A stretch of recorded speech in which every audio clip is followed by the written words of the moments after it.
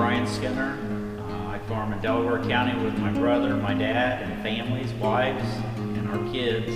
And today they'd asked me to speak a little bit about what we've been doing on the farm. Today they're here because we're having a day in the shop. We got rained out with an inch of rain here last day or so of March.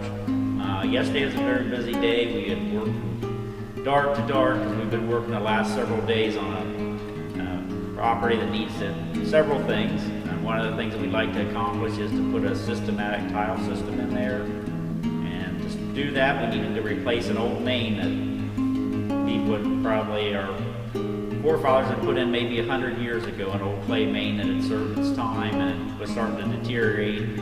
So we started with that. We went about 800 feet and replaced with a 10-inch plastic tile. And eventually we are going to get up where we can get to the property line, and then we'll stub off with another tile, and eventually we'll put laterals, which is nothing more than 4 or 3-inch tile spaced parallel on each other about 30 feet apart.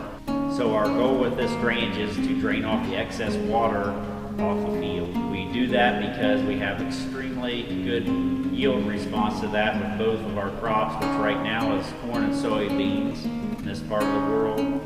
We have yield monitors. We knew years ago it was a very good thing to do, and it definitely proves that. I would say we can see some years anything from very little advantage, but definitely advantage to up to maybe 50 bushels in corn advantage. It's just as dramatic if your crops, like anything, would live underwater and can't survive that more than a few hours.